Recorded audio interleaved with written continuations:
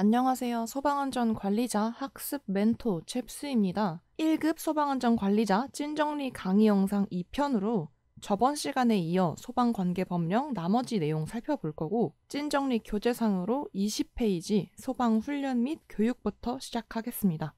이 소방훈련 및 교육은 사실 별 내용은 없는데 조금 디테일 하나만 짚어볼게요. 이 소방훈련 및 교육의 실시자, 시행 주체가 원칙적으로는 소방 대상물의 관계인이거든요. 우리 저번 시간에 관계인이면 소방 대상물의 소관점, 소유자, 관리자, 점유자라고 했으니까 원칙적으로는 관계인, 소관점이 이 소방훈련 및 교육을 실시하는 실시자, 주체라는 건데, 근데 우리 소방안전관리자의 7대 업무 얘기할 때도 이 소방훈련 및 교육이 포함되어 있었어요. 그 말인즉 소방안전관리자가 소방훈련 및 교육을 진행해야 한다는 거잖아요. 그래서 제가 이 내용을 찾아보니까 원칙적으로는 관계인이 소방훈련 및 교육의 실시 주체지만 그 소방 대상물에서 소방안전관리자를 선임한 경우에는 소방안전관리자가 이 소방훈련 및 교육을 실시한다고 하더라고요. 그러니까 소방 대상물의 관계인이 소방안전관리자를 선임하게 되면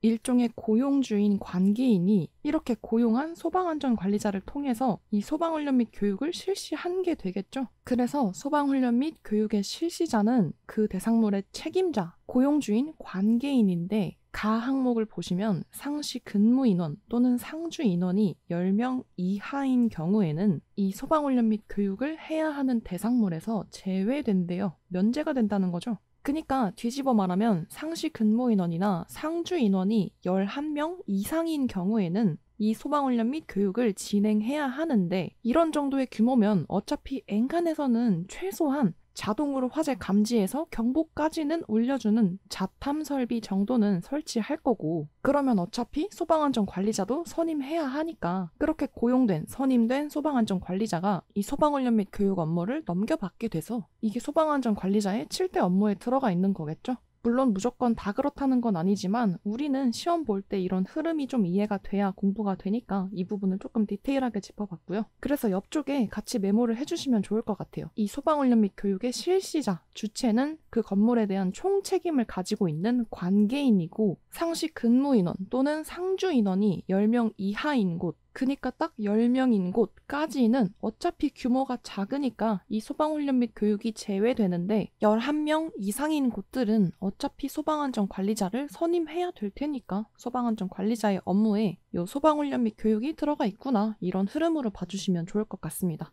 그래서 이러한 소방훈련은 연 1회, 1년에 한 번 이상 실시를 하고요. 실시한 후에는 결과 기록부에 결과를 작성해서 2년간 보관합니다. 바로 다음에 점검할 때도 얘기하겠지만 소방안전관리자 할 때 무슨 기록물이나 결과 작성한 거 보관할 때는 무조건 2년입니다. 2년간 보관한다. 그리고 특급과 1급의 경우에는 워낙 건물 규모가 있다 보니까 그 관할 소방서 같은 소방기관과 합동훈련을 하기도 한다는 거 쭉 보고 넘어가시면 되겠습니다. 간단하죠? 포인트라면 상시 근무 인원이나 상주 인원이 10명 이하인 곳, 그니까 딱 10명까지, 10명이어도 소방훈련 및 교육이 제외되고 11명인 곳부터 소방훈련 및 교육이 진행되어야 한다. 이렇게 체크하고 내려가서 소방시설의 자체 점검 보겠습니다. 우리 건물에 있는 소방시설들, 소방시설에는 소화설비, 경보설비, 피난구조설비 뭐 이런 것들이 있다고 했죠. 그런 시설들을 점검하는 행사인데 좀 편하게 생각해서 비교적 좀 간단하게 하는 점검이 있고, 아주 그냥 지대로 아주 하나하나 뜯어서 따져보는 좀 큰 점검이 있다, 이렇게 볼 수 있는데요. 비교적 작은 점검의 이름이 작동기능 점검입니다. 이름에서 알 수 있듯이 이거는 작동 여부를 점검하는 건데, 요 정도는 관계인이나 소방안전관리자 선에서도 할 수 있습니다. 물론 업체를 통해서 할 수도 있는데 요거는 작동 여부를 점검하는 거니까 관계인이나 소방안전관리자 선에서 할 수도 있는 좀 작은 규모의 점검이고요. 이번에 종합정밀점검은 이름에서부터 알 수 있듯이 아주 종합적으로 전부 다 뜯어보겠다는 거겠죠. 그래서 이거는 작동 여부 이런 건 물론이고 이 설치되어 있는 거나 유지관리되고 있는 상태가 법적인 기준에 적법한지까지 아주 좀 까다롭게 전부 다 검사하는 큰 규모의 점검이 종합정밀 점검이라고 할 수 있겠습니다. 그러니까 이거는 법적으로 문제가 없느냐까지 봐야 되니까 전문 업체, 소방시설 관리 업자를 통해서 실시해야 한다는 거 알 수 있겠죠? 자, 그래서 편의상 작은 점검을 작동, 큰 점검을 종합이라고 부를게요. 이 작동 점검은 그러면 어쨌든 설비들이 잘 돌아가는지는 주기적으로 검사를 해야 되니까 이거는 엔간한 대상물 전부 다 작동 점검은 기본적으로 해야 되겠고요. 전부 다 뜯어보고 법적인 기준까지 살펴봐야 되는 큰 점검, 종합 점검까지 해야 되는 대상물들은 이러한 기준에 들어가는 건물이면 작동은 물론이고 종합까지 해야 된다. 이렇게 보시면 되는데요. 이런 종합까지 해야 되는 기준들을 보겠습니다. 첫 번째, 스프링클러가 설치되어 있는 대상물. 이거는 다들 잘 아시죠? 그 천장에 붙어가지고 화재를 감지하거나 그러면 물이 팡 터지면서 천장에서 물이 막 쏟아지는 그거. 그러니까 얘가 화재를 감지하면 알아서 자동으로 물을 뿜어주는 애죠. 그래서 나중에도 얘기하겠지만 이 스프링클러 설비를 자동식 소화 설비라고 하는데, 그러면 이렇게 자동으로 물도 뿜어주고 이런 스프링클러를 설치할 정도의 건물이면 어느 정도 규모가 좀 있거나 사람들이 많이 다니겠구나 이렇게 예상해 볼 수 있겠죠. 그래서 이런 스프링클러 설비를 설치하는 대상물이면 까다롭게 종합 점검까지 시행을 해야 된다. 이렇게 생각하시면 될 것 같고요. 두 번째, 물 분무 등 소화 설비가 설치된 연면적 5,000제곱 이상의 대상물이래요. 물 분무 등 소화 설비는 쉽게 말해서 분무기처럼 어떤 약재가 쏘아지는 그 노즐, 헤드라고 하거든요. 그 쏘아지는 부분에서 안개 같은 밀입자의 형태로 분무기 쏘면 그 안개처럼 아주 미세하게 분무가 되죠. 그런 형태로 약재를 쏴서 소화하는 설비를 물 분무 등 소화 설비라고 하는데, 거기에는 뭐 이산화탄소 같은 가스 약재를 쓰기도 하고 분말 같은 약재를 쓰기도 합니다. 어쨌든 이러한 물 분무 등 소화 설비를 설치하는데 그 면적이 5,000제곱 이상인 대상물도 종합점검 대상이고요. 그 다음에는 다중이용업소, 불특정 다수가 이용하는 업소들, 뭐 PC방, 노래방, 영화관, 단란주점 이런 다중이용업소이면서 그 면적이 2,000제곱 이상인 곳 이거나 또는 공공기관, 뭐 시청이나 주민센터, 요즘은 행정복지센터라고 하죠. 뭐 아니면 우체국이나 경찰서 같은 이런 공공기관인데 그 면적이 1,000제곱미터 이상인 곳으로 여기에 옥내 소화전 또는 잡탐 설비가 설치되어 있는 곳도 종합점검 시행 대상입니다. 옥내 소화전은 여러분 자주 보시죠? 옥내 소화전 함 해가지고 벽에 붙어있는 거. 그래서 불나면 호스 뽑아가지고 가서 물 뿌려서 소화할 수 있는 건물 안에 설치하는 옥내 소화전이나 또는 저번 시간에 얘기했던 화재를 자동으로 감지해서 경보 올려주고 뭐 이런 애들이 있어요. 걔네들은 세트로 다 묶어서 일을 하거든요. 그래서 그렇게 자동으로 화재를 탐지하고 뭐 올려주고 이런 자동화재 탐지 설비, 줄여서 자탐 설비, 요거를 설치하는 연면적 1,000제곱 이상의 공공기관이 있었고, 마지막으로 제연 설비, 연기를 제거하는 거, 실내에 차 있는 연기를 없애는 그런 제연 설비가 설치된 터널이면 작동 점검은 물론이고 종합 점검까지 시행해야 되는 대상물이 됩니다.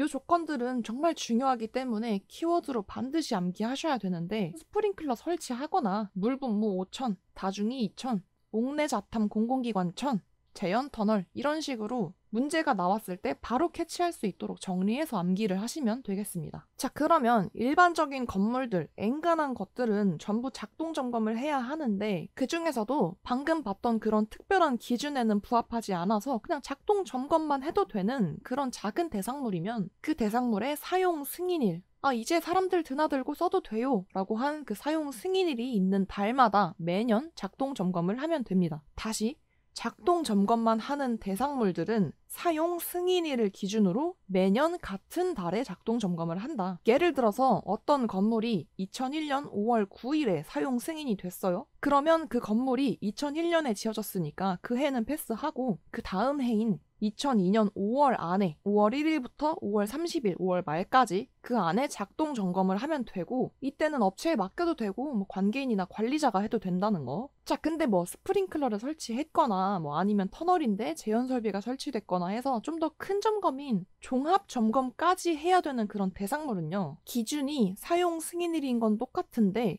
더 큰 규모의 점검인 종합 점검을 먼저 이 사용 승인일이 있는 달에 시행을 합니다. 그러고 나서 이 종합 점검을 하고 6개월 뒤에 작은 규모인 작동 점검을 하면 비로소 1년치 점검이 끝난 거예요. 자, 예를 들어서 2007년 9월에 사용 승인이 된 뭐 제연 터널이 있어요. 그러면 그 다음 해인 2008년부터 매년 9월에 뭐를 해야 되죠? 종합을 이 사용 승인일이 있는 달에 9월 1일부터 9월 말까지 그 안에 종합을 먼저 하고요. 그때부터 6개월 뒤니까 10, 11, 12, 1, 2, 3 해서 2009년 3월에 작동 점검을 하게 되겠죠. 그러니까 이 제연 터널은 매년 9월에 업체를 통해서 종합 큰 거를 먼저 해결하고, 그때부터 6개월 뒤인 3월, 매년 3월에는 작은 점검인 작동을 하게 된다는 거죠. 그래서 작동만 하는 곳들은 매년 사용 승인일이랑 같은 달에 작동만 계속하면 되고, 종합까지 해야 되는 곳들은 매년 사용 승인된 달마다 종합을 먼저 하고 그때부터 6개월 뒤가 되는 달에 작동을 한다.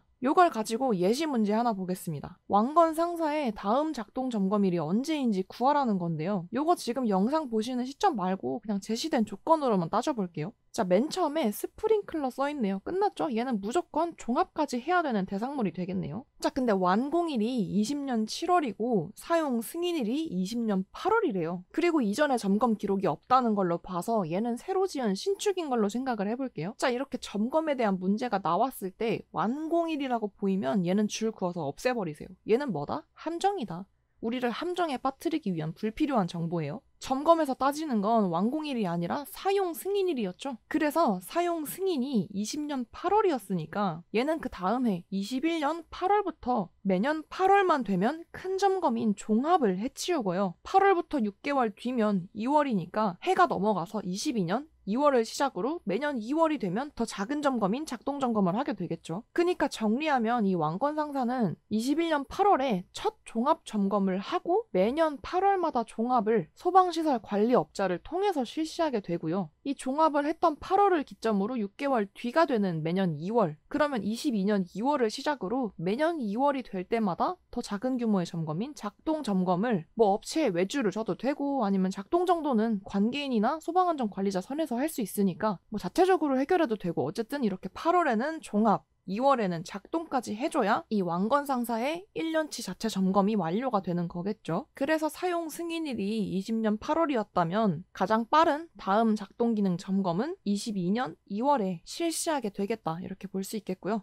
이런 문제가 나오면 어렵다고 느끼실 수 있는데 개념만 잡으면 거의 거저주는 수준의 아주 쉬운 문제니까 이 종합까지 해야 되는 대상물들의 조건을 꼭 암기하시고 이렇게 주요 내용들을 정확하게 알고 가시면 될 것 같습니다. 그래서 이 자체 점검에서 종합 점검 같은 경우에는 법적으로 적법한지도 본다고 했죠. 그리고 작동 같은 경우도 실제로는 작동이 안 하는데 막 가라로 문제 없다고 거짓말 쳐서 나중에 진짜 불이 났을 때 이 시설들이 제대로 작동을 안 하면 결국에 엄청 큰 사고로 이어지게 될 테니까 이 자체 점검 같은 경우에는 점검이 끝나면 점검 결과를 소방서장 및 본부장에게 7일 내로 제출해야 됩니다. 가라로 하지 말라는 거죠. 제출을 해야 되고 여기서도 마찬가지로 2년간 자체 보관도 해야 한다. 이렇게 정리하고 넘어가서 소방특별조사 보겠습니다. 소방특별조사라는 건 소방서장 및 본부장의 권한으로 그 관할 지역 안에 있는 소방 대상물이 적법하게 설치되어 있는지, 관리는 잘 하고 있고 뭐 또는 재난이나 재해가 발생하거나 그로 인해서 어떤 위험성이 생길 우려가 있는지 그런 걸 확인하기 위해서 이루어지는 조사를 말하는데요. 이때 그 조사하려는 대상물이 개인이 살고 있는 주거 형태라면 관계인이 조사해도 된다고 승낙을 했거나 또는 화재 발생에 대한 우려가 너무 뚜렷해서 이거는 무조건 조사가 시급하다, 이렇게 긴급하게 조사가 필요한 때에만 조사가 가능합니다. 그래서 라 항목에 있는 것처럼 이러한 소방특별조사를 할 때는 관계 공무원이 그 대상물의 관계인에게 질문도 할 수 있고 자료를 제출하라고 요구하거나 대상물의 상황을 조사할 수 있고요. 여기 적혀있진 않지만 이렇게 소방특별조사를 해서 딱 보니까 뭔가 문제가 있어 보여요. 그래서 이거 그냥 냅두면 위험하니까 화재나 재난 예방을 위해서 어딘가 보완을 해야 되거나 화재가 발생했을 때 인명피해, 재산피해가 클 것 같다고 예상되면 뭘 고쳐서 다시 지으라는 개수 또는 뭐 옮기라는 이전 또는 제거, 사용 금지 및 제한, 폐쇄, 공사 중지 같은 조치 명령을 내릴 수 있습니다. 그런데 이렇게 뭔가 조치를 취하라는 조치 명령을 내렸는데 이러한 조치 명령을 따르지 않는다, 위반한다면 여러분 이 사람 여기 위험하니까 조치 취하라고 했는데 그거 안 따르는 아주 괘씸한 사람이에요 하고 그 위반 사실을 인터넷에 공개할 수 있고요. 또는 조금 이따 벌칙에서 볼 텐데 이런 식으로 어떠한 조치 명령을 위반했을 때는 3년 이하의 징역 또는 3천만 원 이하의 벌금형에 처할 수 있습니다. 그러니까 소방특별조사에 따른 조치 명령을 위반했을 때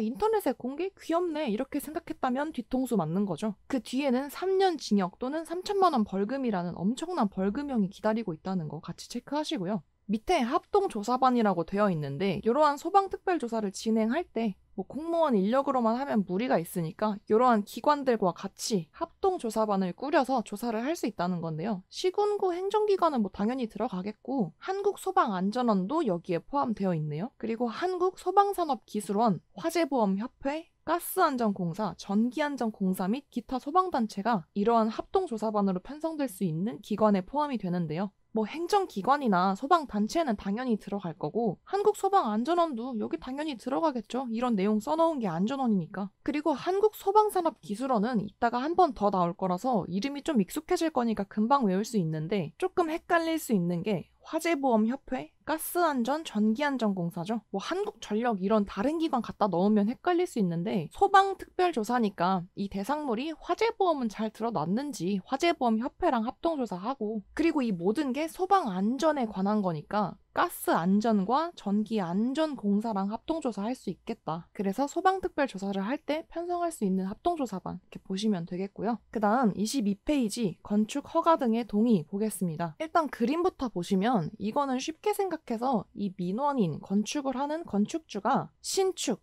뭐가 없는데 새로 뭘 짓거나 증축, 뭐가 있는 건물에 좀 더 뭘 붙여서 짓거나 개축, 뭐가 마음에 안 들어서 전부 또는 일부를 때려 부수고 다시 짓거나 재축, 재해로 인해서 망가진 걸 다시 짓거나 이전, 그거를 그대로 다른 데로 슉 옮기거나 이 대상물의 용도를 변경하거나 대수선, 개축만큼 다 때려 부수진 않지만 어떤 법으로 정하는 일정 기준치 이상을 조금 부시고 다시 짓거나 고치는 이러한 행위들을 할 때 다시 말해서 건축의 범위에 해당하는 어떤 행위를 할 때 시군, 구청 같은 건축 허가청에 허가해달라고 허가 신청을 하고 그에 대한 승인을 받아야 이런 건축 행위를 할 수 있겠죠. 근데 이게 건축이라고 해서 전부 다 건축법이나 건축 허가청에만 승인을 받으면 땡이 아니고 어떠한 영역에 대해서는 이게 소방의 범위에 해당하기 때문에 소방본부나 소방서 같은 소방관서에도 이거 우리 건축에서는 승인할 건데 소방에서 볼 때도 동의하십니까? 하고 승인을 받아야 된다는 거죠. 이게 바로 건축 허가 등의 동의입니다. 그래서 소방에서도 오케이 허가를 하고 건축에서도 오케이 하면 이러한 행위들을 하게 되겠죠. 자, 근데 이때 헷갈리시면 안 되는 거 한 가지. 뭘 고치거나 다시 짓는 게 아니라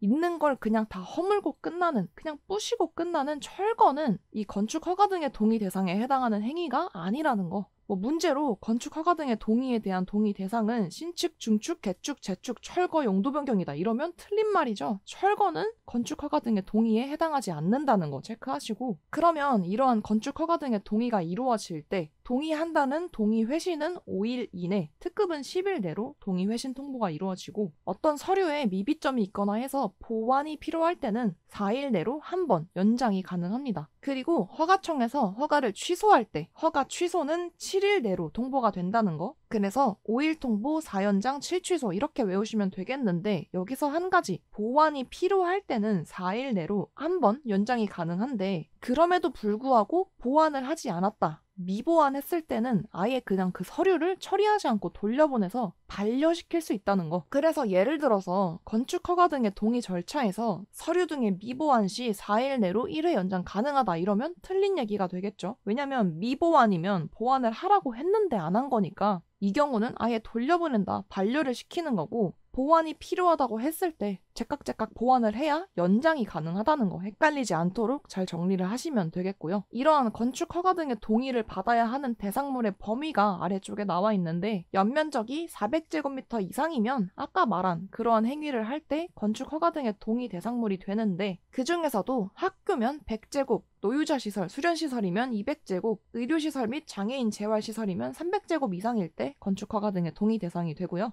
차고 및 주차장은 자동차를 20대 이상 수용할 수 있거나 바닥 면적이 200제곱 이상일 때 해당합니다. 20대 200제곱, 그리고 지하층이나 무창층이 포함된 건축물은 바닥 면적 150제곱, 공연장일 경우에는 100제곱 이상 또는 건축물의 높이가 6층 이상일 때도 해당한다는 걸 꼼꼼히 읽어보시고 암기해 두시면 도움이 되겠죠. 그 다음에는 단독주택 및 공동주택에 설치해야 하는 소방시설인데요. 소화기와 단독 경보용 감지기가 있다는 거. 이건 뭐 간단하죠. 주택에는 소화기랑 단독 경보용 감지기 설치해야 한다. 소화기가 뭔지는 다들 잘 알고 계실 테고 단독 경보용 감지기라는 걸 설명드리면요. 원래 감지기라는 건 말 그대로 화재로 인해서 열이나 연기가 발생했을 때 이 감지기가 그런 걸 감지해서 화재라고 인식을 하는 장치를 말하는데요. 보통 그런 감지기들은 막 회선이나 회로가 다른 설비들이랑 같이 연동이 되게 만들거든요. 그래서 이 감지기가 화재를 감지하면 그 신호를 회로를 따라서 쪼르륵 보내서 뭐 수신기라고 하는 이 건물의 모든 시스템을 총괄하는 설비들의 대장이 있어요. 그 대장한테 신호를 보내서 뭐 건물에 일괄적으로 경보도 막 울리고 이러면서 이 건물 안에 있는 모든 설비들이 유기적으로 척척척 움직이게끔 하는 거. 그 시작점에 화재를 딱 감지해서 신호를 보내는 보병이 이제 이 감지기라는 애들이 하는 역할인데, 일반적인 주택에 그런 설비들을 다 설치하진 않죠. 너무 복잡하고 돈이 많이 드니까. 근데 그렇다고 아무것도 구비해놓지 않으면 부주의에 의해서 화재가 발생했을 때 그 피해가 너무 크다 이거죠. 그래서 그런 복잡한 설비들을 설치하지 않고도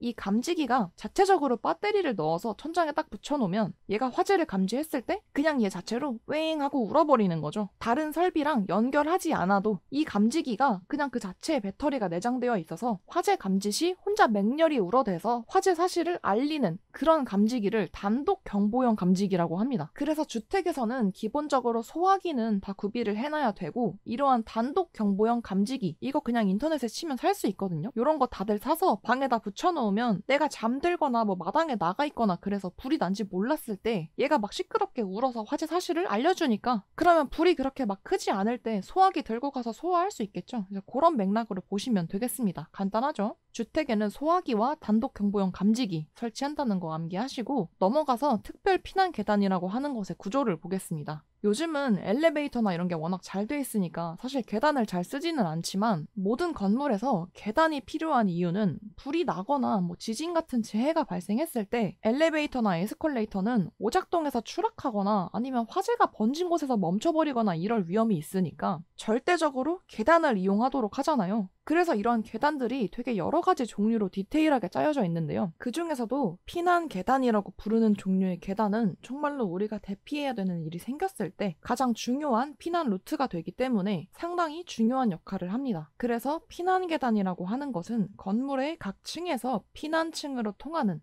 직통 계단을 의미하는데, 이때 말하는 직통 계단이란 오로지 이 계단으로만 내가 10층에서 도망쳐 나와서 계단실로 가서 그 계단을 타고 밑으로 쭉 내려왔을 때 피난층으로 갈 수 있는 그런 계단을 직통 계단이라고 하고, 이런 식으로 피난층으로 갈 수 있게 만든 계단을 피난 계단이라고 합니다. 그래서 이런 피난 계단에는 크게 옥내 피난 계단, 옥외 피난 계단, 특별 피난 계단이 있는데요. 다른 것들은 강습 교재에 있는 설명으로도 뭐 충분해서 굳이 적지는 않았는데, 참고적으로 말씀드리면 옥내 피난 계단은 옥내 건물 안쪽에서 복도를 지나 계단실을 거쳐서 피난층으로 가는 이러한 경로를 따르는 것을 옥내 피난 계단이라고 하고요. 옥외 피난 계단은 옥내 화재가 난 건물 안에서 복도를 지나서 건물 바깥에 있는 옥외 계단을 통해 지상층, 바깥에 있는 땅바닥이죠. 옥외로 나왔으니까 지상층으로 닿게 되는 경로를 거치는 구조입니다. 자, 그리고 여기 그림처럼 특별 피난 계단이 있는데요. 여기다가 하나만 추가해주세요. 이렇게 옥내에서 복도를 지나서 부속실을 거치고 계단실을 타고 가서 피난층으로 가게 되죠. 옥내랑 부속실 사이에 복도를 거친다는 거 이거 추가해 주시면 감사드리겠습니다. 이 부속실이라는 거 보시면 지금 문 2개의 가로막힌 공간이죠. 가끔 여러분들 병원이나 뭐 이렇게 사람이 많이 들어가는 큰 건물 같은 데서 엘리베이터가 너무 안 와가지고 계단으로 가야겠다 하고서 계단 쪽으로 가는 문을 하나 탁 열었는데 바로 계단이 안 나오고 그냥 어떤 공간이 하나 있고 마주보고 있는 또 다른 문을 하나 더 열고서야 계단실로 빠지게 되는 그런 건물에 가보신 적 있으시죠? 그때 그렇게 비어있는 공간, 옥내랑 계단실 사이에 덩그러니 있는 그 공간을 부속실이라고 보시면 되는데요. 이렇게 옥내에서 화재가 발생해서 화염이나 연기 같은 게 막 빠르게 퍼지겠죠? 그랬을 때 밖으로 나가려고 문을 하나만 딱 열었는데 막바로 계단실이 나오면 사람들이 우르르 몰려서 문을 막 열고 닫고 계속 그럴 때마다 이 계단실까지 연기나 화염이 번져가면서 아주 빠르게 퍼져나가겠죠. 그러면 이 계단실이 오염돼 버리니까 대피를 하려고 여기로 나온 사람들이 같이 위험해지는 거예요. 그럼 여기가 더 이상 안전한 대피로가 아니게 되겠죠. 그래서 이렇게 요 사이에 화염이나 연기가 덜 번지도록 한 번 더 잡아줄 요량으로 문 2개를 통과해야 계단실이 나오게 하는 이런 구조의 계단이 특별 피난 계단이라고 보시면 되겠습니다. 그래서 이 이동 경로를 보면 옥내에서 복도를 지나 부속실을 거쳐 계단실이 나오고 이 계단을 타고 가다 보면 피난층이 나오겠죠. 그래서 이런 구조를 가지고 있는 계단을 특별피난 계단이라고 하고 이러한 특별피난 계단의 구조가 이렇다는 것도 같이 알아두시면 되겠습니다. 그 다음 이것도 은근히 시험 문제로 잘 나오고 또 요즘에 자주 나오는 부분이 바로 요 금지 행위에 해당하는 것들인데요. 뭐 피난 방화시설 등에서 밑에 나와 있는 이러한 행동들을 하면 안 된다, 금지 행위다라는 내용이에요. 그래서 이게 뭐 쉽게 나오면 금지 행위에 해당하는 것을 모두 골라라 이런 식으로 나올 수 있는데 또 요즘에 잘 나오는 유형이 뭐냐면 지금 이렇게 크게 4가지로 분류가 되어 있죠. 폐쇄, 훼손, 설치, 변경 이 4가지 중에서 어디에 해당하느냐 그걸 묻는 유형의 문제도 잘 나오니까 하나씩 살펴보도록 하겠습니다. 먼저 일단 크게 기본적인 틀 2가지만 잡고 갈게요. 비상구라는 문이 있고 방화문이라는 문이 있습니다. 비상구는요, 비상시에 일로 나가야 되는 문이에요. 그러면 여러분 불이 났을 때를 대비해서 이 문은 어떤 상태를 유지하고 있어야 할까요? 아무 때고 열 수 있는 상태여야 되겠죠? 이 비상구를 평소에 사람들 드나드는 거 싫다고 잠근 상태로 유지하고 있으면 아니 무슨 화재가 실례지만 제가 불을 좀 일으키려고 하는데 준비되셨나요? 이렇게 물어보고 발생하는 게 아니잖아요. 불시에 대비가 안 돼 있을 때 불이 나버리기 때문에 이 비상구가 잠겨 있으면 사람들이 여기로 빠져나갈 수가 없게 되겠죠? 그래서 비상구는 상시 열 수 있는, 열려있는 상태여야 한다는 게 첫 번째 원칙이고요. 두 번째로 방화문은요, 막을 방, 불화를 써서 불길을 막아주는 역할을 하는 게 이 방화문의 목적이라는 거예요. 좀 멋있죠? 내가 불을 막고 있을 테니까 빨리 다른 안전한 곳으로 피해 이렇게 하는 거죠. 그러면 화재가 발생했을 때 이 방화문이 그냥 활짝 열려있는 상태면 얘가 그 멋있는 역할을 맡은 의미가 없어지겠죠. 방화문이 닫혀 있어야 이 불이나 연기를 막아줄 텐데 이 방화문이 좀 무거워요. 그래서 다닐 때 열고 닫기 귀찮다고 여기 밑에다가 이런 식으로 뭐 고여놓고 활짝 열어둔 상태로 유지하고 있으면 나중에 불시에 불이 났을 때 빠져나가는 사람들이 이거 뭐 열려있는지 불을 막아주는지 그런 거 신경이나 쓰겠어요? 그냥 나살자고 열어둔 상태로 계단실로 막 나갈 거 아니에요. 그러면 아무런 의미 없이 불이나 연기가 이 계단실이나 다른 곳으로도 다 번져버린다는 거죠. 그래서 방화문의 경우에는 평상시에 닫힌 상태로 유지되고 있어야 한다. 이게 두 번째 기본 원칙입니다. 비상구는 열려있는 게 기본이고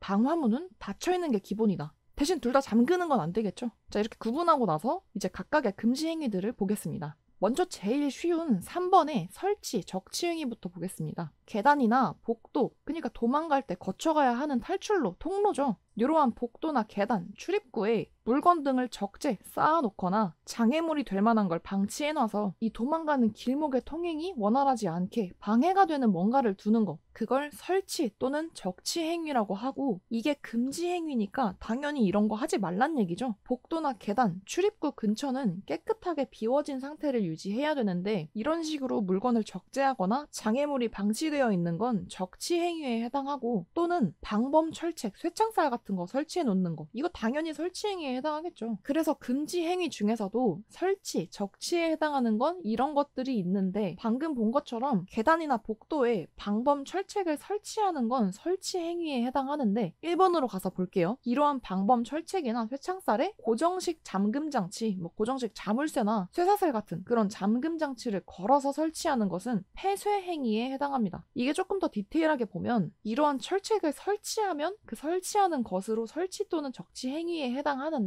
이런 철책을 설치해서 화재가 발생했을 때 피난할 수 없게 하는 행위는 폐쇄에 해당합니다. 그러니까 폐쇄 행위의 포인트가 뭐냐면 말 그대로 이렇게 피난을 하지 못하게 하거나 사용할 수 없게 개방이 안 되게 하는 건 폐쇄 행위에 해당한다는 거죠. 못 쓰게 막아버리는 거. 그러니까 고정식 잠금 장치를 설치하면 이게 안 열리잖아요. 열쇠가 없는 사람들은 피난할 수 없게 만드는 행위니까 폐쇄 행위에 해당하고요. 그 다음에 아까 말한 상시 개방되어 있어야 하는 누구나 열 수 있어야 하는 비상구의 잠금장치 또는 시건장치 이 시건장치도 잠금장치예요. 이러한 잠금장치를 설치해서 열리지 않게 하는 거 또는 뭐 용접이나 석고보드, 합판 같은 거 대가지고 탈출구의 개방이 불가능하게 하는 행위. 그러니까 지금 쭉 보면 여기로 나가거나 이 문을 써야 되는데 그게 안 열리게 못 쓰고 못 나가게 하는 행위들이 폐쇄 행위에 해당한다는 거 구분해서 보시고, 2번 훼손 행위는 이 멀쩡히 잘 있던 시설이 제 기능을 못하게 하는 거, 이걸 훼손이라고 보시면 좋을 것 같아요. 그래서 방화문, 화염이나 연기 막아주는 멋진 문이라고 했죠. 이 방화문이 멀쩡히 잘 설치돼 있는데 얘를 닫아놓질 않고 도어 스톱, 이거 문 밑에 끼워가지고 문이 안 닫히게 열어놓는 거거든요. 이런 고임 장치를 해놔서 활짝 열어놓고 이 방화문이 제 기능을 못하게 해놓는 거, 또는 멀쩡히 잘 있던 방화문을 철거, 제거하는 거, 그리고 배연 설비라고 해서 연기를 밖으로 빼주는 그런 배연 설비의 작동에 지장을 줘서 제 기능을 못하게 하는 이런 행위들이 훼손 행위에 해당하고요. 마지막으로 변경 행위 보시면 방화 구획 및 내부 마감재를 임의로 변경하는 거, 이거는 뭐 대놓고 변경 행위라고 써져 있는데 방화 구획이라는 거 나중에 보겠지만 방화가 불길을 막는 거라고 했죠. 이렇게 불을 좀 강하게 만들어서 불이 여기저기 번지는 걸 좀 막아줄 수 있도록 일정한 기준으로 구역을 나눠 놓는 걸 방화 구획이라고 하고요. 내부 마감재도 비슷한 맥락으로 불이 막 옮겨붙지 않게 좀 오래 버틸 수 있게 마감재를 좀 불에 강한 걸로 대놨는데, 이런 구획이나 마감재를 내 임의대로 막 변경하면 안 되겠죠. 그래서 금지 행위 중에서도 변경에 해당하고요. 방화문이 불을 막아줘야 하니까 좀 무겁다고 했죠. 이게 무겁고 막 철제로 되어 있어서 안 예쁘다고 유리문이나 다른 예쁜 문으로 변경한다, 이거 당연히 안 되겠죠. 그래서 이것도 변경 행위에 해당하고, 그 다음에 이 두 가지가 변경 행위에서 포인트인데, 임의 구획으로 무창층을 발생시키는 거 또는 방화 구획에 개구부를 설치하는 게 변경 행위에 해당한대요. 우리 무창층 배웠어요. 어떤 층에서 거기에 있는 개구부들의 면적을 다 합쳐도 그 바닥 면적의 30분의 1 이하인 층을 무창층이라고 한다고 했죠. 그니까 그때도 말했지만 어쩔 수 없이 여기가 무창층이 될 것 같으면 그걸 감안해서 화재가 발생하거나 해도 다른 대안이 있도록 좀 더 까다로운 기준을 적용해서 관리를 해야 되는데, 원래 무창층이 아닌 일반적인 기준이 적용되어 있던 곳을 내가 막 임의적으로 구획해서 무창층꼴로 만들어버리면 대안책도 없이 그냥 그 공간이 굉장히 위험성을 가지고 있는 그런 층이 돼버리겠죠. 그래서 그런 맥락으로 봤을 때 임의 구획으로 무창층을 발생시키는 건 변경 행위에 해당한다고 보시면 될 것 같고요. 방화 구획에 개구부를 설치하는 거, 방화문 할 때도 얘기했지만 이 방화라는 말이 들어가면 불이 번지지 않게 막아주는 걸 얘기하고, 방화 구획은 이 불이 번지지 않도록 구역을 나눠서 설계를 해놓은 건데, 여기다가 문이나 창문을 막 뚫어서 변경해서 만들어버리면 원래는 이 구역에서 발생한 화염이나 연기가 안 번질 수도 있었던 걸 이 개구부를 막 뚫어서 내 맘대로 바꿔놓으니까 그 개구부를 통해서 연기가 막 빠져나가서 번지고 이렇게 될 수 있겠죠. 그래서 이것도 금지 행위에 해당하는데 원래 아니었던 걸 내 맘대로 바꾸는 거니까 변경 행위에 해당하겠다, 이렇게 정리하시면 되겠습니다.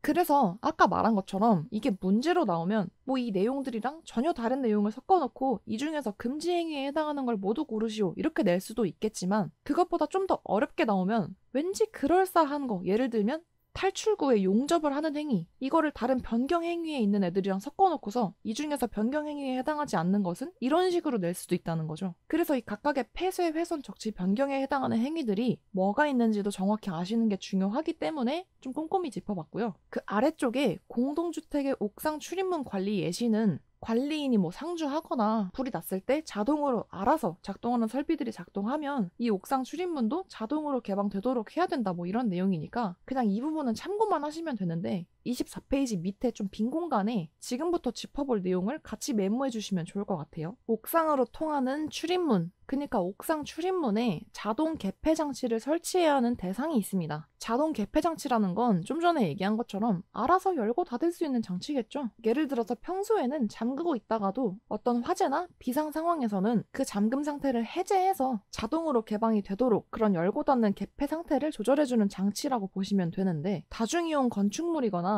공동주택인데 연면적이 1000제곱 이상이거나 11층 이상의 건물인데 그 건물의 11층 이상인 층들의 바닥 면적의 합이 1만 제곱미터 이상인 건축물은 옥상 출입문에 뭐를 설치한다? 자동 개폐 장치를 설치한다. 그래서 시험이 사지선다로 나오니까 이 세 가지 조건을 제외한 뭐 다른 걸 끼워 넣고서 옥상 출입문에 자동 개폐 장치를 설치하지 않는 곳을 물어볼 수도 있겠죠. 그래서 지금 같이 메모한 이 부분을 조금 중점적으로 봐주시면 좋을 것 같고요. 넘어가서 소방안전관리자의 실무교육 보겠습니다. 이거 소방안전관리자 선임은 30일 내, 선임하고 나서 신고는 14일 내에 해야 된다고 그 얘기하면서 아주 간략하게 봤던 거 있죠.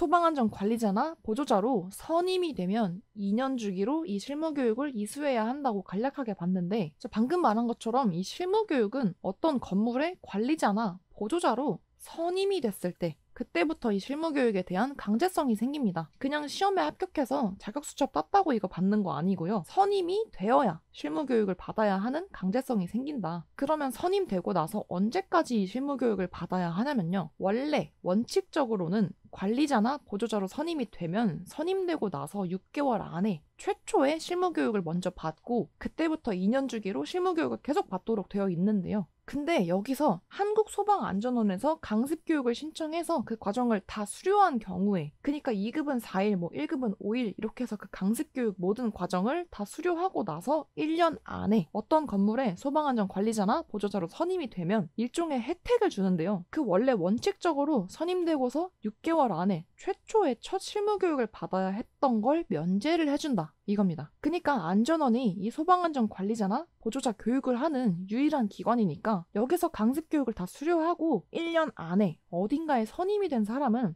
안전원에서 들었던 교육이나 이런 걸 웬만큼 기억하고 있을 거라고 판단해서 이런 특혜를 주는 거겠죠. 그래서 강습교육 수료하고 1년 내에 선임된 사람은 그 강습교육을 수료한 날에 최초의 실무교육을 받은 셈 쳐준다. 그러면 기준일이 언제가 되겠어요? 그 강습교육을 수료한 날, 교육 다 받아서 끝난 그 날부터 이제 2년 주기로 실무교육 받으면 되겠죠. 요때 말하는 그 2년 주기가 방금 말한 1년 안에 선임된 경우에는 강습 수료일이 기준일이었죠. 그 기준일로부터 2년 후가 되기 하루 전까지 이렇게 2년 주기로 실무교육을 이수하면 되겠습니다. 자, 그러면 밑에 예시로 한번 다시 정리해 볼게요. 자, 제가 만약에 20년 8월 20일에 이 한국소방안전원에 강습교육을 다 수료했어요. 그래서 이 강습을 수료하면 안전원에서 전산에 올려주거든요. 이제 그 날짜가 20년 8월 20일이라는 거죠. 그러고 나서 1년이 지나기 전에 21년 8월 15일에 제가 어떤 건물의 소방안전관리자로 선임이 됐습니다. 그러면 이런 경우에는 안전원 백으로 혜택을 받아서 아직 강습 수료한 지 1년 안 지났으니까 이 사람은 얼추 기억하고 있을 거예요. 해서 원래 같으면 6개월 안에 최초의 실무교육을 받아야 했던 걸 이 강습이 끝난 날에 최초의 실무교육은 받은 셈 쳐준다. 그래서 면제가 되니까 강습을 수료한 날부터 2년 후가 되기 하루 전, 그러면 22년 8월 19일까지 실무교육을 받고 이후로 계속 이렇게 2년 주기로 받으면 되겠죠. 근데 만약에 강습을 수료한 지 1년이 지나서 선임이 됐다. 그러면 이게 무슨 경우랑 같냐면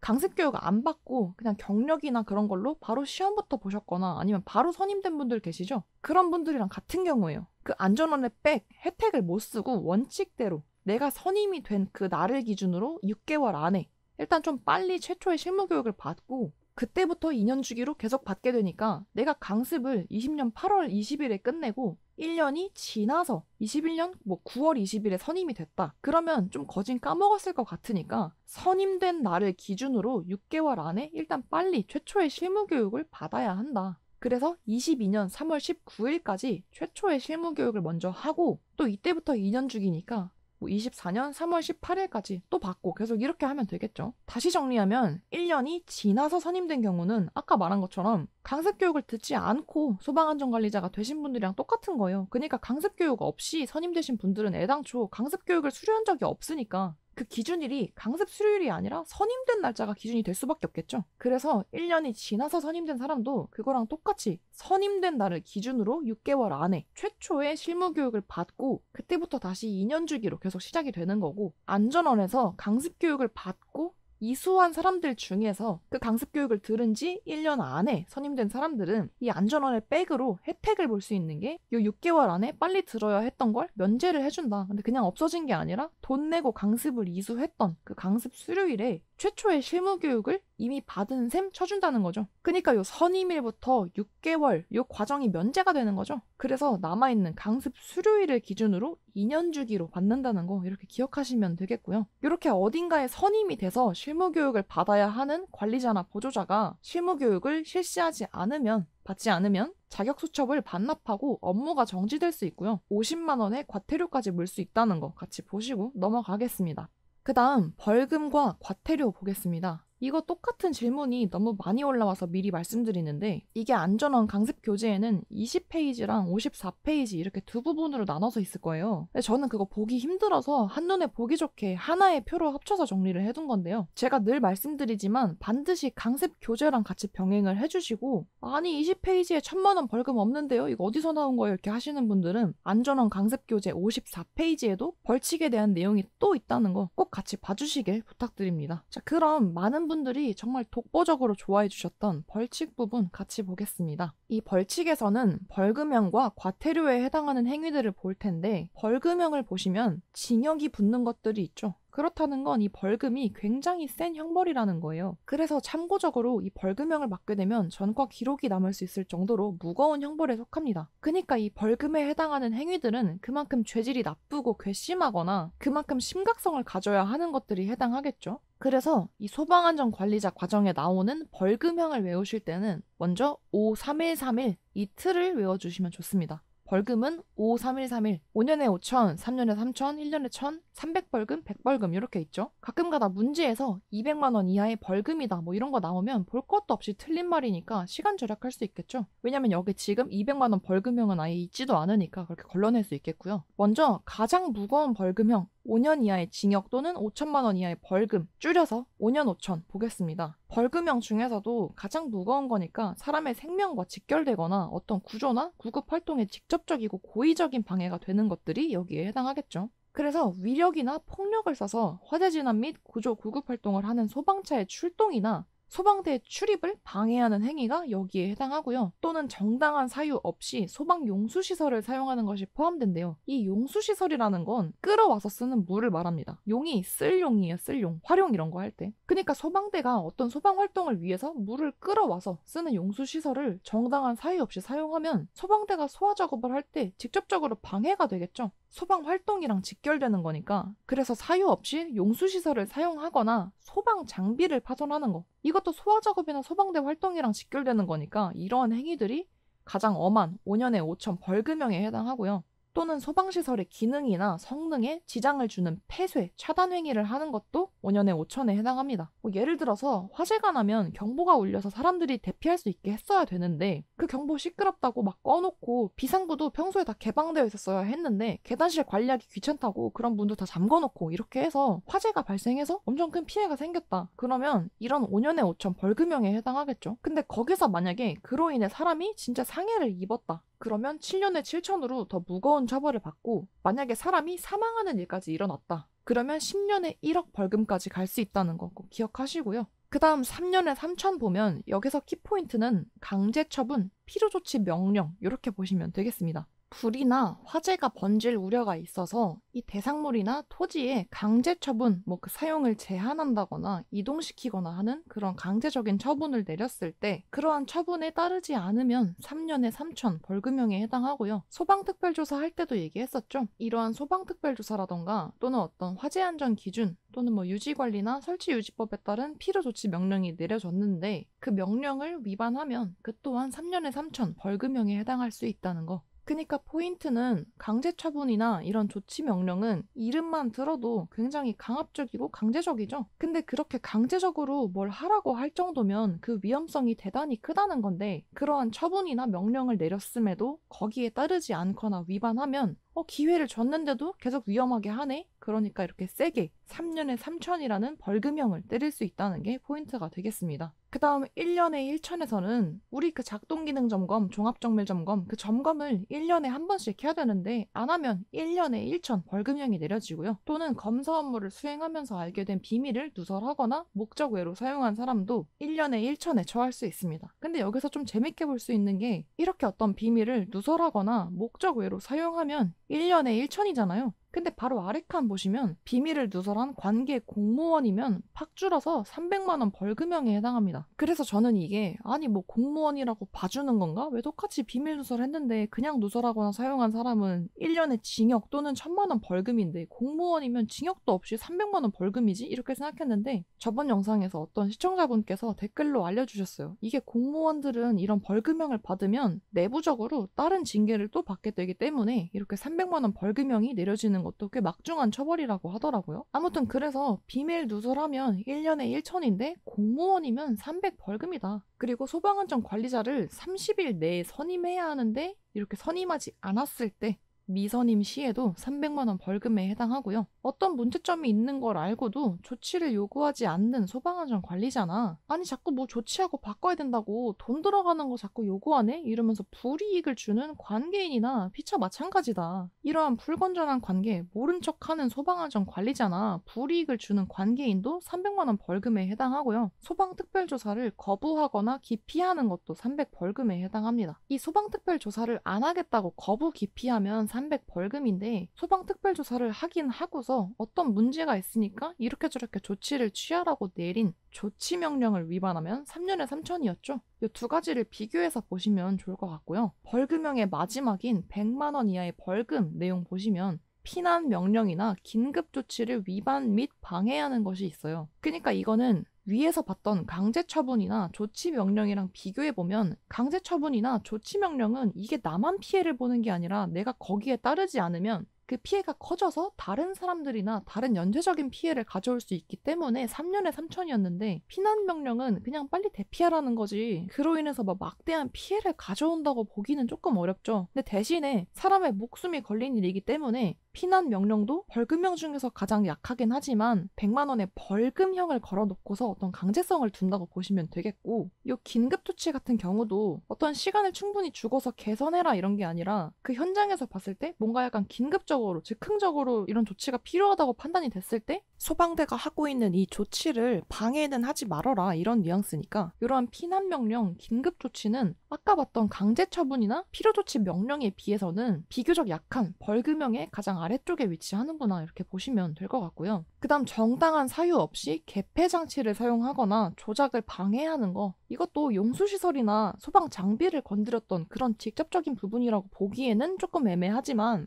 어떤 시설을 열고 닫는 스위치나 밸브 같은 그런 개폐 장치를 사용하거나 조작을 방해한 경우에는 어쨌든 소방활동에 방해가 되고 괘씸하니까 벌금형을 때리긴 하지만 벌금형 중에서는 가장 약한 100만 원 벌금형에 해당한다는 거. 그리고 나중에도 보겠지만 이 소방대가 도착하기 전까지 만약에 불길이 그렇게 거세지 않다면 소화기나 옥내소화전 같은 걸로 초기에 좀 불을 잡는 초기 소화 같은 걸 한다거나 아니면 하다못해 사람들한테 불났다고 알려서 대피시키고 이런 조치들을 하고 있어야 더 큰 피해를 막을 수 있겠죠. 그런데 소방대가 도착하기 전까지 이런 조치들을 전혀 하지 않고 나 혼자 살겠다고 혼자 도망가버리는 관계인도 100만 원 벌금형에 해당하겠습니다. 그리고 소방특별조사를 거부하거나 기피하면 300 벌금이었는데 화재경계지구 안에서 소방특별조사를 거부하는 것은 100만 원 이하의 벌금에 해당합니다. 이따 과태료에서도 볼 텐데 과태료에서 가장 작은, 가장 아래쪽에 위치한 내용에서도 이 화재경계지구 비슷한 대목이 나오거든요. 그래서 화재경계지구라는 게 어떤 것들인지는 조금 이따가 볼 텐데 말 그대로 이러한 장소들은 화재가 발생하면 피해가 굉장히 클 거라고 예상이 되는 곳들이라 이런 곳은 더 각별히 화재를 경계해야 한다고 해서 화재경계지구로 따로 분류하는구나 이렇게 보시면 되겠습니다.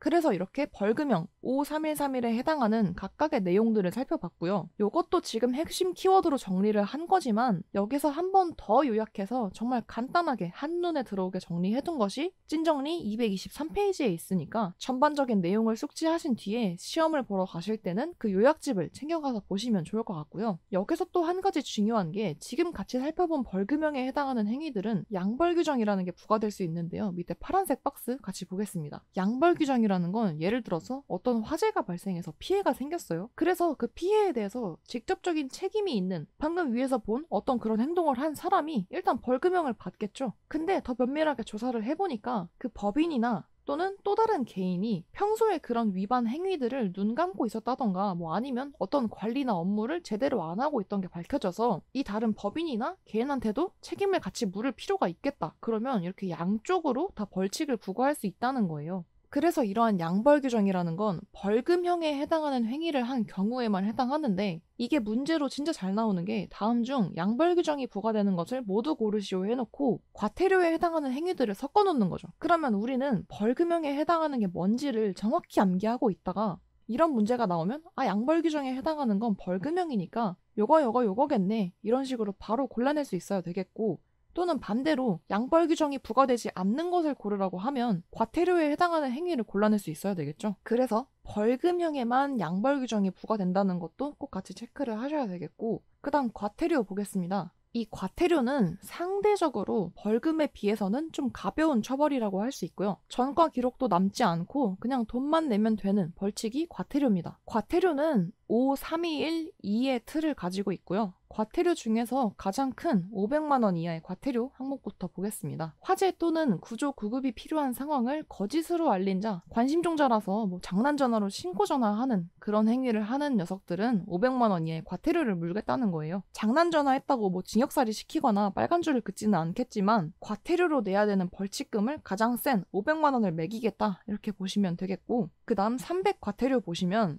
소방시설을 설치하지 않는 거, 미설치가 여기에 해당하는데요. 그걸 다시 좀 더 세분해서 시설을 설치하긴 했는데 작동에 이상이 있거나 고장난 상태로 방치하는 경우에는 200만 원 이하의 과태료를 부과합니다. 나중에 설비 파트에서 더 자세히 보게 될 애들인데 동력제어반, 감시제어반이라고 하는 소화할 때 쓰는 물이 점점 약해져 가거나 떨어지는 것 같으면 펌프 돌려서 물을 보충할 수 있도록 조절하고 그런 설비들에 포함되는 형제들인데, 얘네가 자동으로 알아서 작동할 수 있도록 자동 상태에 둬야 되는 스위치를 수동에 놓거나 정지시켜 놓으면 안 되겠죠? 그래서 검사하면서 보니까 아니 이 스위치를 이렇게 두면 안 되죠. 위험하잖아요. 그럴 때 이렇게 200만 원의 과태료를 물게 할 수 있다는 거고요. 마찬가지로 평소에 계속 쓰고 있는 상용전원이 꺼졌을 때, 불통일 때 바로 전환돼서 전력을 보충해줘야 되는 비상전원이 차단되어 있거나 또는 소화할 때 써야 되는 소화수, 물이나 약재가 방출되지 않는 경우, 그러니까 이런 것들은 대체로 이로 인해서 어떤 문제가 생겼다기보다는 뭔가 조사나 점검을 하는 과정에서 발견되는 경우겠죠. 설비가 설치되어 있긴 한데 제대로 작동이 안 되게 고장 상태거나 이상한 위치에 두고 관리하고 있네? 그러면 다음부터는 까먹지 말고 잘 관리하도록 200만 원의 과태료를 때려서 금융치료를 시킨다는 거죠. 그래서 설비가 설치되어 있지 않으면 300 과태료인데 설비를 설치하긴 해놓고 제대로 관리를 안 하고 있거나 고장난 상태로 방치하면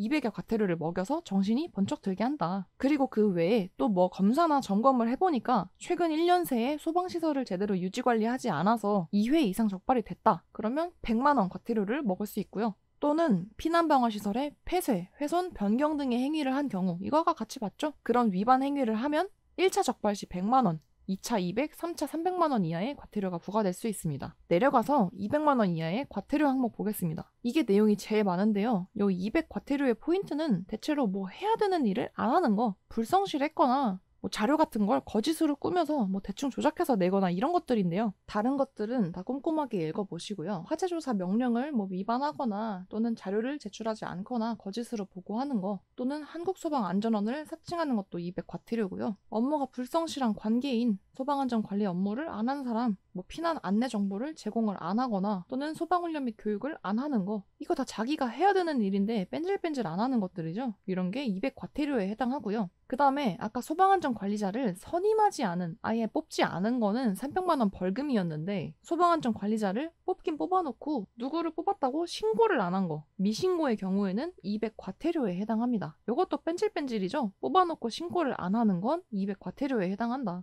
그리고 소방차 출동에 지장을 주거나 소방활동구역에 출입한 경우도 200 과태료에 해당하는데요. 소방활동구역이라는 거 조금 이따 보겠지만 말 그대로 소방대가 출동해서 활동하는 그 구역을 말하겠죠. 그래서 민간인 출입도 통제하고 그렇게 하는 구역이 소방활동구역인데, 거기에 출입할 수 있는 권한도 없으면서 들어가는 사람들도 200 과태료를 물 수 있고요. 또 한 가지 좀 디테일한 부분이, 소방차의 출동을 방해하는 건 벌금 중에서도 가장 센 5년에 5천이었죠. 방해를 한다는 건 그 소방차가 출동해서 일을 못하게 직접적인 피해를 끼치고, 일단 방해라는 것도 그 말 자체가 약간 고의적인 느낌이 있잖아요. 그래서 출동을 방해하면 5년에 5천 벌금인데, 소방차의 출동에 지장을 주는 건 200 과태료에 해당한다는 거.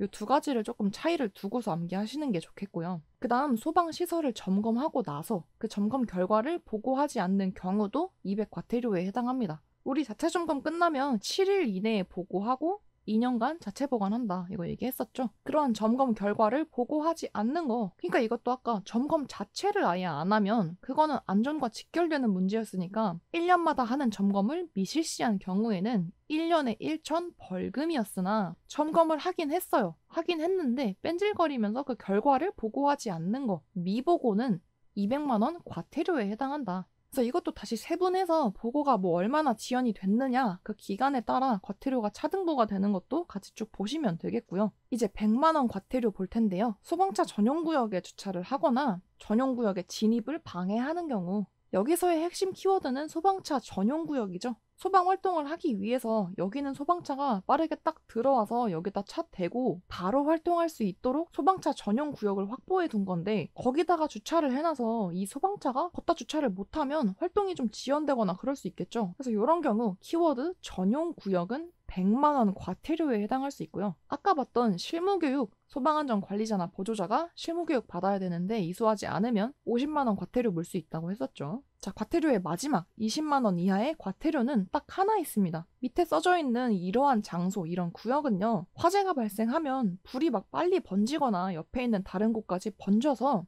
그 피해가 엄청 커질 수 있는, 그래서 좀 더 화재에 대해서 민감하게 반응해야 하는 곳들인데, 이런 장소에서 불을 쓰거나 연막 소독을 해서 화재가 아닌데 마치 화재가 난 것처럼 오인하게 만들어서 소방차가 출동하게 만들면 20만 원의 과태료를 물린다는 얘기예요. 그러니까 뭐다, 불을 쓰거나 연막 소독하기 전에 미리 소방서나 이런 곳에 신고를 해서 저희가 이런 곳에 있는데 통제하에 불을 쓸 거예요, 또는 이거 불이 나서 연기 나는 게 아니라 연막 소독하고 있는 거예요, 이렇게 미리 신고를 했었어야 하는데, 신고를 하지 않고 냅다 불을 쓰거나 연막 소독을 해서 저기는 불 나면 안 되는데 하고 소방차가 출동하게 되면 엄청난 인력 낭비, 시간 낭비겠죠. 그래서 이러한 장소들에서 신고하지 않고 연막 소독 같은 걸 해서 소방차가 출동하게 만들면 20만 원의 과태료인데, 그 장소들이 뭐냐면요, 시장 지역이거나 석유화학 제품을 생산하는 생산 공장 지역일 때 해당하고요, 또는 목조 건축물, 공장, 창고, 위험물 취급 저장 시설이 밀집한 지역, 그 외에 시도조례로 정한 장소가 여기에 해당합니다. 그래서 아까 벌금의 가장 끝다리 100벌금 얘기하면서 화재 경계지구 안에서 소방특별조사를 거부하면 100벌금인데, 과태료의 끝다리에도 이거 비슷한 게 나온다고 했던 게 바로 이 부분인데요. 화재 경계지구라고 정하는 장소들이 바로 이 장소들입니다. 자, 보시면 시장이나 석유화학 제품 생산 공장은 그 자체로 이미 밀집이 되어 있죠. 시장은 상점이 하나만 있는 게 아니라 그 시장 안에 상점들이 붙어서 이미 밀집이 되어 있을 거고, 석유화학 제품 생산 공장도 어떤 공장 단지처럼 형성이 되어 있을 테니까 시장이나 석유화학 제품 생산 공장은 그 지역 자체로 이러한 화재 경계지구가 될 수 있고요. 목조 건축물, 나무로 지은 건물이 하나 있다고 해서 그거 화재 경계지구로 보지는 않죠. 그런 목조 건축물이 밀집되어 있거나 공장이나 창고도 여러 개가 밀집되어 있을 때, 또는 위험물 취급 및 저장 시설이 밀집되어 있는 경우가 이런 화재 경계지구가 될 수 있는데, 이 세 개는 밀집이 포인트인 거 꼭 같이 기억하시고요. 이 과태료 20의 항목에서 화재 경계지구라는 말을 쓰지는 않았지만 화재 경계지구에 해당하는 이 조건들이 동일하기 때문에 벌금의 끝다리랑 과태료의 끝다리에는 화재 경계지구 같은 게 들어있는데, 벌금은 소방특별조사, 과태료는 신고 안 해서 소방차 출동하게 하는 거, 이런 게 들어가는구나, 이렇게 정리하시면 좀 더 쉽게 암기하실 수 있겠습니다. 자, 그래서 이렇게 벌칙 부분을 정리했는데 이 벌금과 과태료 내용이 너무 많아서 이거 그냥 버려야겠다 생각하실 수도 있어요. 근데 그러기에는 여기서 출제되는 비중이 정말 압도적으로 높은 편이거든요. 특히 저도 그랬지만 최근에 저한테 올려주시는 시험 후기들을 보면 이 벌금, 과태료 관련한 문제만 한 번에 막 4-5개씩 나오기 때문에 배점이 상당히 높은 부분이라 좀 어려우시더라도 찐정리 223페이지 부분을 참고하셔서 진짜 핵심 키워드만이라도 꼭 암기하고 가시는 것을 권해드리고요. 이제 조금만 더 하시면 돼요. 정말 쉬운 내용만 남았으니까 편하게 물 한 잔 드시고 나머지 내용들 보겠습니다. 자, 화재 예방, 경계 및 소방활동 등의 내용 보면 쉽게 말해서 예방 차원에서 소방서장 및 본부장의 권한으로 이러한 행위들을 시킬 수 있다는 거예요. 소방서장 및 본부장 우리 맨 처음에 봤죠? 어떤 소방활동을 할 때 거기서 지휘하는 사람이 소방대장이고 소방서장 및 본부장이 그런 소방대장이 될 수 있다고 했었죠. 그러니까 이런 예방 차원에서의 지령을 내리는 것도 그 활동 구역을 지휘하고 있는 소방서장 및 본부장이 될 수 있겠죠. 그래서 뭘 시킬 수 있나 보면 모닥불을 지피거나 흡연, 불장난, 화기, 여기서 말하는 화기는 불을 담는 그릇, 불을 취급하는 뭐 그런 물건들 같은 거, 그런 화기를 쓰거나 열기구, 풍등 이런 거 날릴 때 이게 다 불을 다루고 있는 상황이죠. 그래서 이런 행위가 위험하다고 판단이 되면 소방서장 및 본부장의 권한으로 이런 행위를 금지시키거나 제한할 수 있고요. 또는 타고 남은 잔여 불이나 화기, 여기서 말하는 화기는 뜨거운 기운, 그런 뜨거운 기운이 아직 남아있을 우려가 있는 그런 잿더미 같은 걸 처리하게 할 수 있고, 불에 탈 수 있는 물건이나 버려둔 위험물을 옮기거나 치우게 할 수 있습니다. 그래서 이러한 위험물을 치워버렸을 때 그 위험물의 소유자, 점유자, 관리자, 그 위험물의 뭐 관계인이겠죠? 그런 사람들의 신원을 알 수 없는 경우에는 소속 공무원에게 치우도록 하고, 그렇게 치운 경우에는 보관을 해놓고 그날부터 이러이러한 위험물을 보관하고 있다고 공고를 해야 한다, 뭐 이런 내용들입니다. 어렵지는 않은데 소방서장 및 본부장이 예방 차원에서 어떤 일들을 명할 수 있는지, 그리고 금지나 제한시키는 것들에 정확히 어떤 것들이 들어가 있는지 꼼꼼하게 보시면 되겠고, 밑에 그림은 우리 계속 말하는 소방서장 및 본부장이 어느 정도 포지션에 있는지 그냥 참고 자료로 넣어둔 거예요. 그래서 인천으로 봤을 때 각각의 관할 구의 장이 소방서장, 그리고 그 위로 그 지역, 그 도의 장이 본부장이라고 하고요. 이러한 소방서장 및 본부장이 소방대장이 된다고 하는 거 그냥 참고만 하시면 되겠습니다. 이거는 그냥 궁금하실까봐 제가 넣어놓은 거지 시험 범위는 아니니까 안 외우셔도 돼요.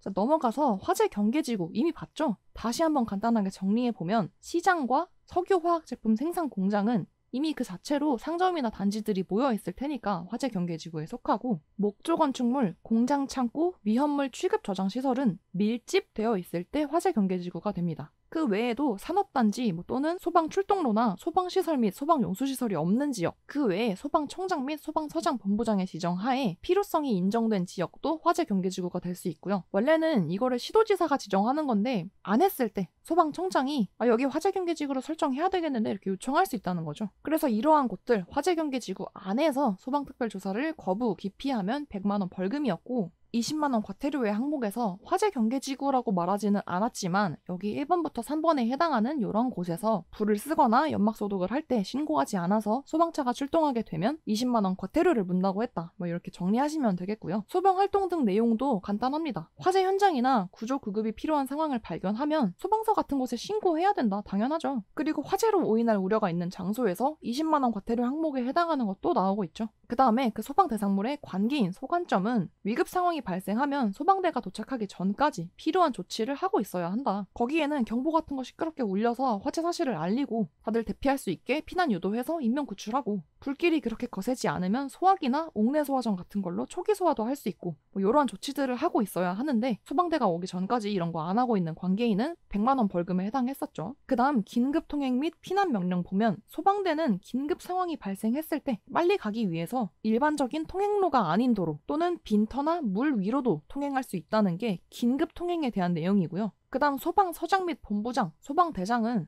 일정 구역을 지정해서 그 구역 내의 인파를 구역 밖으로 내보낼 수 있다. 이게 피난 명령이죠. 그래서 이러한 피난 명령을 위반하는 거 100만 원 벌금에 해당한다는 것도 아까 표로 같이 봤었죠. 참고하시면 되겠고, 다음에 나와 있는 소방활동구역의 설정, 이게 가끔 문제로 잘 나오는데 아까 잠깐 언급했었죠. 소방대장이 화재나 재난, 재해가 발생한 현장을 소방활동구역으로 설정해서 출입을 제한할 수 있는데요. 이때 아래에 있는 이러한 사람들은 출입을 할 수 있다는 내용입니다. 보시면 그 소방활동 구역 내에 있는 소방 대상물에 관계인은 출입할 수 있고요. 의사, 간호사 같은 구조구급 업무 종사자나 수사 업무 종사자는 당연히 출입해야 되겠죠. 사람들 치료하고 어떻게 된 건지 수사를 해야 되니까 출입할 수 있고, 그리고 전기, 가스, 수도, 교통통신에 종사하는 전문가들이 들어가야 거기서 망가진 훼손 같은 거 복구하고 뭐 고칠 수 있을 테니까 이러한 전문가들과 보도 업무 종사자나 취재 인력, 뉴스에 내보내야 되니까 이런 사람들이 소방활동 구역에 출입할 수 있고요. 그 외에도 소방대장에게 허가를 받은 사람은 당연히 들어갈 수 있겠죠. 자, 그래서 이게 어렵지는 않은데 어떤 사람들이 출입할 수 있는지 그걸 정확하게 구분하시면 되겠고, 뭐 예를 들어서 보험 설계사나 보험 업무 종사자는 소방활동 구역에 출입할 수 없겠죠. 여기에 들어있지 않은 다른 부류의 사람을 문제에 슬쩍 섞어놨을 때 이 사람은 해당하지 않는데 이렇게 딱 구분하실 수 있어야 되겠고요. 이러한 소방활동 구역에 허가 없이 출입하면 200만 원 이하의 과태료에 해당한다. 그것도 같이 체크하시고, 그 다음에 소방대가 소방활동 구역에 없거나 소방대장이 요청하는 경우에는 경찰 공무원이 이러한 규정에 따라 조치를 취할 수 있다. 여기까지 체크하고 넘어가서 강제처분 보겠습니다. 3년에 3천에서 봤었죠? 소방본부장 및 서장이 불이 번지는 걸 막거나 사람을 구하기 위해서 필요하다고 판단되는 경우에 화재가 발생하거나 불이 번질 우려가 있는 토지나 소방 대상물을 일시적으로 사용하거나 또는 사용을 제한하거나 소방활동에 필요한 처분 등을 내리는 것이 가능하고요. 소방차의 통행이나 소방활동에 방해가 되는 주정차 차량이나 물건을 제거하거나 이동시킬 수 있다. 그래서 그 소화전 근처에 주차하지 말라고 하죠. 이 소화전 근처에 주차해놨다가 만약에 근처에 불이 나서 이 소화전을 써야 되는 일이 생기면 그 차를 얻다가 치워버리거나 아니면 그 차의 창문을 뚫어가지고 호스를 빼가지고 활동할 수도 있거든요. 그렇게 차가 훼손돼도 할 말이 없는 거죠. 이러한 강제처분에 대한 내용이 있었고요. 자, 아래쪽에 소방관계법령 파트 진짜 마지막입니다. 방염 보도록 할게요. 어떤 물건에 불이 붙으면요, 걔가 혼자 타고 끝나는 게 아니라 불길이 점점 커지면서 주변에 있는 다른 물건에도 계속 불을 붙이잖아요. 그렇게 연소, 태워먹는 현상이 막 빠르게 확대되는 걸 방지하고, 그러면 그게 상대적으로 그렇게 빨리 안 번지고 좀 시간을 끌고 있으면 그만큼 피난 시간도 확보할 수 있고, 그때 잽싸게 가서 불길을 잡으면 재산 피해도 줄일 수 있겠죠. 그래서 그러한 목적을 가지고 불이 확대되는 걸 좀 지연시켜줄 수 있도록 가공 처리를 하는 게 방염인데요. 이러한 방염 성능의 기준치 이상을 충족하는 방염 성능 기준 이상의 실내 장식물을 설치해야 하는 장소들을 규정하고 있어요. 이 실내 장식물이라는 건 벽이나 천장 같은 일부분에 설치하는 걸 의미하는데요. 그러니까 이러한 장소들에서는 벽이나 천장에 설치하는 실내 장식물들을 일정한 기준치 이상의 방염 성능을 갖추도록 해야 된다는 얘기죠. 그래서 보면 사람들이 됐다 많이 들어가고 태워먹을 게 많은 곳들이에요. 뭐 공연장, 종교집회장, 문화 및 집회시설, 종교시설, 체력 단련장이나 운동시설, 의료시설, 의원, 숙박시설, 숙박 가능한 수련시설, 방송국, 노유자시설, 다중이용업소, 연구시설, 합숙소 이런 곳들이 있는데요. 여기서 운동시설 중에서 수영장은 이러한 장소에 해당하지 않습니다. 왜냐면 수영장은 어차피 주변이 물천지니까 굳이 방염 성능 기준 이상의 실내 장식물을 설치하지 않아도 돼서 수영장은 제외가 되고요. 그 다음에 11층 이상의 건축물은 이러한 방염 성능 기준 이상을 갖춰야 하는데, 아파트는 여기서 제외됩니다. 왜냐면 11층 넘는 아파트라고 해서 그 아파트 집집마다 다니면서 안에 들어있는 실내 장식물이 뭐 방염 성능 기준 이상인지 그걸 누가 점검하고 다니겠어요. 거의 뭐 그 지역 공무원 전부 다 소집해도 불가능하겠죠. 그래서 11층 이상이면 방염 성능 기준 이상의 실내 장식물을 설치해야 하지만, 아파트의 경우에는 11층 이상이어도 그러한 장소에서 제외된다는 거 체크하시고요. 건축물 내부에서 벽이나 천장에 설치하는 가구 같은 것들을 방염 대상 물품으로 지정을 하는데, 이러한 방염 대상 물품이 되는 거를 보시면 합판, 전시용, 무대용 합판, 목재류, 섬유판이나 커튼, 블라인드, 카펫, 암막, 무대막 이런 것들이 포함되고요. 여기서도 벽지 보시면 모든 벽지가 아니라 두께가 2mm 미만인 벽지가 방염 대상 물품이 되고, 만약 종이 벽지라면 이 대상 물품에서 제외가 됩니다. 종이 벽지는 애당초 종이로 돼 있으니까 그 불에 잘 타는 종이에다가 방염 가공을 하느니 차라리 종이가 아닌 방염 처리가 더 수월한 다른 벽지를 쓰는 게 낫겠죠. 그래서 종이 벽지는 방염 처리 물품 대상에서 제외되고요. 섬유류나 합성수지류를 원료로 하는 소파나 의자도 방염 대상 물품이 되는데, 단란주점, 유흥주점, 노래방에서 사용하는 이러한 원료의 소파, 의자만 방염 대상 물품이 됩니다. 왜냐면 단란주점, 유흥주점, 노래방은 사람들이 방방마다 들어가서 막 노래 크게 틀어놓고 술 취해가지고 옆방에서 불이 나든지 말든지 그게 들리지가 않겠죠. 그래서 이렇게 막 흥에 취해 있는 사람들을 데리고 피난을 하려면 그만큼 시간을 많이 벌어줘야 할 텐데, 그럴 때 이런 소파나 의자가 빨리 타버리면 안 되니까 이러한 새 장소에서의 소파, 의자는 방염 대상 물품에 해당하고요. 예를 들어서 의료시설이나 노유자시설에서 섬유류를 원료로 한 소파, 의자는 방염 처리 물품 대상이다 이러면 틀린 말이 되겠죠. 물론 쓰면 좋긴 좋겠죠. 웬만하면 쓰면 좋으니까 권장을 할 수는 있겠지만 권장일 뿐 강제는 아니라는 거. 강제성을 갖는 건 단란주점, 유흥주점, 노래방이 해당하고요. 그 다음 또 체크하셔야 되는 것이, 이러한 권장할 수 있는 장소들에는 다중이용업소, 의료시설, 노유자시설, 숙박 장례시설에서의 침구류나 소파, 의자는 방염 처리된 물품을 사용하도록 권장할 수 있는데, 보시면 소파, 의자는 물론이고 침구류도 들어가는 곳들이죠. 뭐 의료시설은 한의원 이런 데 가면 침구류 필요하고, 노유자시설, 애기들 낮잠 시간에 낮잠 자려면 침구류 필요하겠죠. 뭐 숙박시설 당연하고, 장례시설이나 다중이용업소는 뭐 침구류가 있어야 되는 장소가 있을 수도 있고, 그게 아니어도 소파, 의자가 굉장히 많이 들어가 있죠. 그래서 이러한 장소들은 방염 처리된 침구, 소파, 의자를 쓰도록 권장을 하는데, 만약에 문제로 의료시설, 노유자시설, 숙박시설, 종교시설 등에서 침구류 및 소파, 의자는 방염 처리 물품 사용을 권장한다고 나오면 맞는 말일까요? 틀린 말일까요? 틀린 말이 됩니다. 왜냐면 종교시설 때문에. 종교시설은 침구류가 애당초 있을 필요가 없죠. 그래서 종교시설 또는 뭐 운동시설 이런 곳에서 침구류, 소파, 의자를 방염 처리 물품을 쓰도록 권장한다 이렇게 슬쩍 끼워 넣으면 여긴 아니잖아 이렇게 걸러내실 수 있어야 되겠습니다. 그래서 소파, 의자를 방염 처리된 물품을 써야 하는 세 가지 장소, 단란주점, 유흥주점, 노래방 있었고, 그리고 또 그거랑 비교해서 침구류나 소파, 의자를 방염 처리된 물품을 쓰도록 권장하는 장소에 이러한 장소들이 있는데, 거기에 애당초 침구류가 필요 없는 뭐 종교시설이나 운동시설 이런 걸 슬쩍 끼워 넣으면 얘네는 권장하는 장소가 아니라는 거, 요것도 좀 비교해서 체크하시면 도움이 되겠습니다. 자, 그래서 이러한 방염 처리 물품의 성능을 검사하는 기관 두 곳이 나와 있는데, 선처리 물품, 제조하는 과정에서 방염 처리를 해버리는 거, 이러한 선처리 물품의 방염 성능을 검사하는 곳은 한국소방산업기술원이고요. 설치하는 현장에서 방염 처리를 하는 목재나 합판의 방염 성능을 검사하는 기관은 관할 소방서장이 합니다. 그래서 이런 현장 처리 물품의 방염 성능을 하려면 서식에 맞춰서 작성을 해가지고 소방서에 미리 신청을 해야 되거든요. 그래서 관할 소방서장이 합판이나 목재 같은 현장 처리 물품의 성능을 검사하는 기관이다. 그리고 이 선처리 물품 검사 기관인 한국소방산업기술은 어디서 본 것 같죠? 소방특별조사할 때 합동조사반으로 꾸릴 수 있는 기관에 이 소방산업기술원이 있었던 것도 같이 체크하고 넘어가서 이렇게 성능 검사를 해서 방염 물품에 부착하는 합격 표시 또는 방염 표지가 있는데요. 그 원료, 물품이 뭐냐에 따라서 종류가 조금씩 다릅니다. 그래서 카펫, 합판, 섬유판 같은 좀 딱딱하고 그냥 그대로 딱 붙어있는 것들은 이렇게 짧은 종이로 된 표지를 접착제로 부착하는 방식이고요. 커튼이나 섬유류처럼 후두루들거리고 그 원단이 긴 이런 것들은 이렇게 긴 스티커로 된 표지를 가열해서 부착합니다. 그러니까 커튼이나 섬유는 빨았을 수도 있으니까 종이로 된 거 붙이면 녹아서 없어지겠죠? 그래서 스티커로 된 표시를 붙이는데 그 접착성을 높이려고 가열해서 붙인다, 이렇게 생각하시면 좋을 것 같고요. 특히 이런 커튼이나 섬유류는 또 방금 말한 것처럼 세탁을 해도 그렇게 크게 변형되지 않는, 막 빨아도 되는 내세탁성과 그렇지 않은 비내세탁성으로 나눌 수 있는데, 세탁해도 그다지 변형되지 않는, 막 빨아도 되는 것들은 이건 방염도 되는데 빨아도 된다고 골드, 금색 표지가 붙고요. 비내세탁성의 경우에는 잘 안 빨아서 때가 탈 수도 있으니까 티 안 나게 남색 표지를 붙인다, 이렇게 생각하시면 좋겠죠. 자, 여기까지 소방관계 법령에 대한 내용들을 같이 정리해봤는데요. 여기서 배운 용어들이 앞으로도 계속 쓰일 거고, 또 법령 같은 경우에는 정확한 기준이나 암기해야 하는 사항들이 많고, 또 그만큼 시험 출제 비중도 굉장히 높기 때문에 반드시 꼼꼼하게 정리해두는 것이 시험에서 아주 유리하겠죠.